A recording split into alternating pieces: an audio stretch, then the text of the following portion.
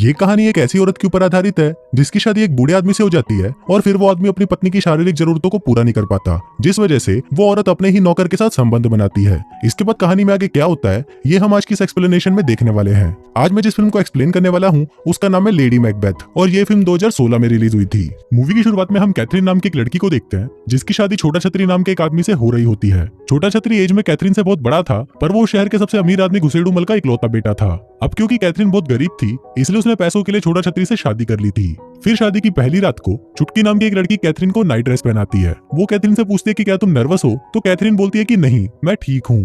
फिर थोड़ी देर बाद छोटा छतरी सुहागरात मनाने के लिए अपने कमरे में आता है। वो कैथरीन को बोलता है कि अब से तुम इसी घर में रहोगी और कभी भी बाहर नहीं जाओगी। पर इस पर कैथरीन उसे बोलती है कि मुझे बाहर घूमना पसंद है, उससे मुझे ताजी हवा मिलती है। अब इससे पहले कि वो आगे कुछ बोल पाती, छोटा छतरी उसे बोलता है कि तुम अपने कपड़े उतारो।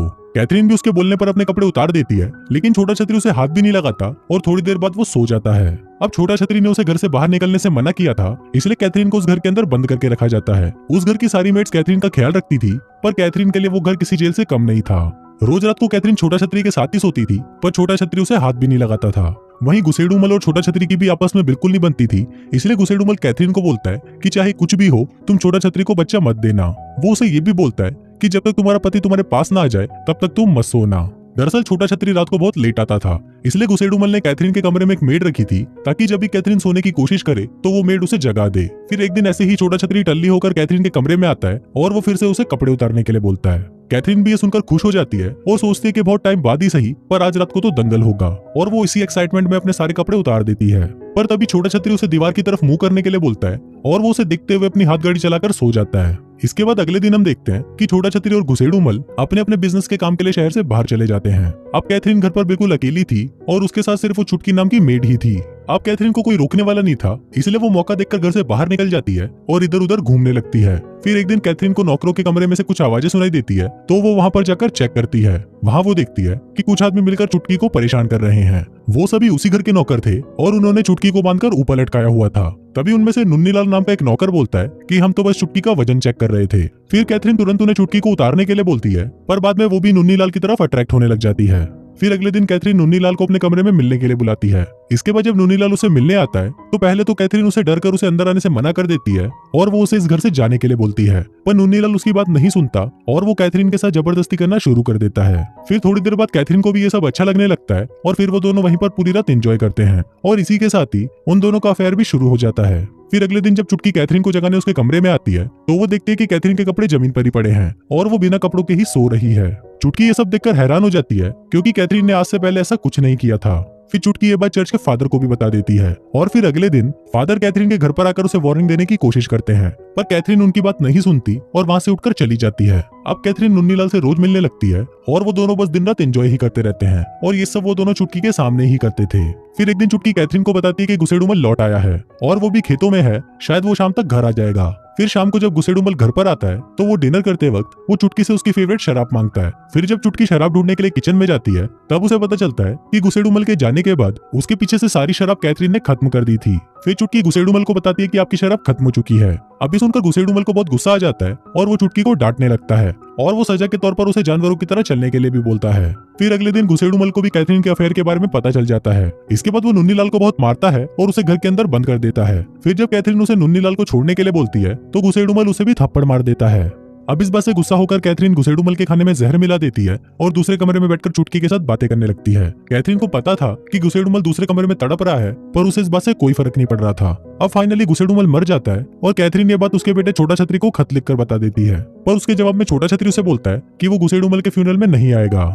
अब कैथरीन अकेले ही घुसेड़ूमल का फ्यूनरल कर देती है, पर वहां पर चुटकी को घुसेड़ूमल की मौत पर शक हो रहा था, इसलिए कैथरीन और नुन्नीलाल को भी डर लग रहा था कि कहीं चुटकी इस बारे में छोटा छतरी को बता ना दे। फिर एक रात जब कैथरीन और नुन्नीलाल सो रहे थे तो कैथरीन को बाहर से कोई आवाज सुनाई देती है और अचानक उसकी नींद खुल जाती है। फिर जब वो खिड़की से बाहर देखती है तो उसे पता चलता है कि छोटा छतरी वापस शहर लौट आया है। कैथरीन जल्दी से नुन्नीलाल को जगाती है और उसे पास वाले कमरे में छुपा देती है। फिर वो बेड के ऊपर बैठ जाती है और ऐसा दिखाती है कि वो छोटा छतरी का ही इंतजार कर रही थी।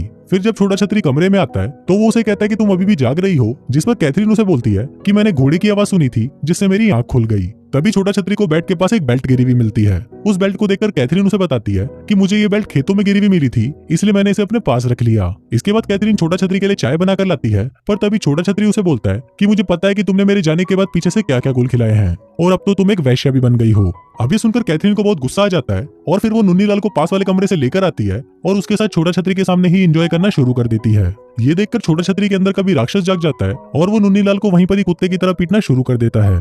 पर तभी कैथरीन छोटा छतरी पर पीछे से हमला कर देती है और वो उसे मार डालती है। अब छोटा छतरी को मरा हुआ देखकर नुन्नीलाल बहुत डर जाता है, क्योंकि गलती से ही सही उन दोनों के हाथों से एक मर्डर हो गया था। इसके बाद नुन्नीलाल छोटा छतरी की बॉडी को खेतों में दफना देता है और दूसरी तरफ कैथरीन उसके घोड़े को जंगल में ले जाकर मार डालती है, ताकि किसी को भी पता न चले कि छोटा छतरी कभी इस टाउन में वापस आया था।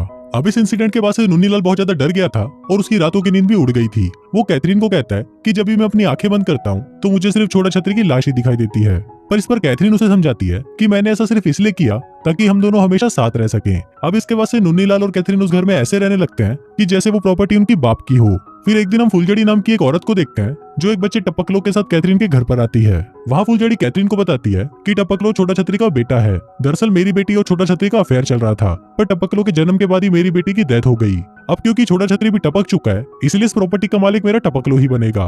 पर इस पर कैथरीन उसे बोलती है कि मेरा पति मरा नहीं है, बस वो लापता है। अब इसके बाद से कैथरीन को ना चाहते हुए भी उन दोनों को अपने घर पर रखना पड़ता है। पर इस बात से नुन्नीलाल को बहुत बुरा लगता है और वो उसके घर को छोड़कर वापस नौकरों के साथ रहने उनके कमरे में चला जाता है। दूसरी तरफ जब कैथरीन को पता चलता है कि वो प्रेग्नेंट है तो वो ये बात नुन्नीलाल को बताने जाती है। पर नुन्नीलाल ये बात सुनकर गुस्सा हो जाता है और वो कैथरीन को वहां से जाने के लिए बोलता है। फिर एक दिन कैथरीन किसी बात से टपकलो को डांटने लग जाती है, जिसे गुस्सा होकर टपकलो वहां से भाग जाता है। फिर कुछ देर बाद नुन्नीलाल को टपकलो एक झरने के पास बैठा हुआ मिलता है, तो वो उसे उठाकर वापस उसके घर ले आता है।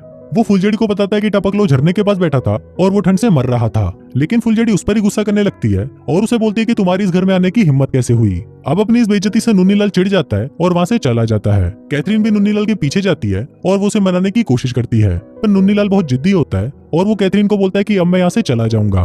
पर कैथरीन कुछ न कुछ करके उसे यहाँ पर रोक ही लेती है। फिर रात को कैथरीन फुलझड़ी के पास आती है और उसे बोलती है कि टपकलो का मैं ध्यान रख लूंगी और तुम सोने चली जाओ। अब कैथरीन की बात सुनकर फुलझड़ी वहां से चली जाती है और उसके जाते ही कैथरीन और नुन्नीलाल मिलकर टपकलो को मार डालते हैं। इसके बाद हम नुन्नीलाल को देखते हैं, जिसको बहुत पछतावा हो रहा था कि उसने टपकलो को मार डाला है। वहीं दूसरी तरफ कैथरीन सबको बता रही होती है कि कल रात को मैं सो गई थी और मुझे नहीं पता कि टपकलो की मौत कैसे हुई।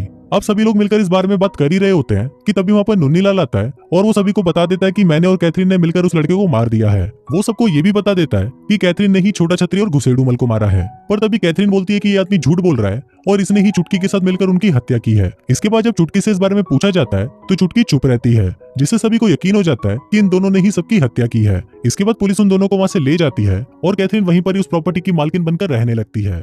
और कुछ इसी तरह से ये फिल्म यहीं खत्म हो जाती है।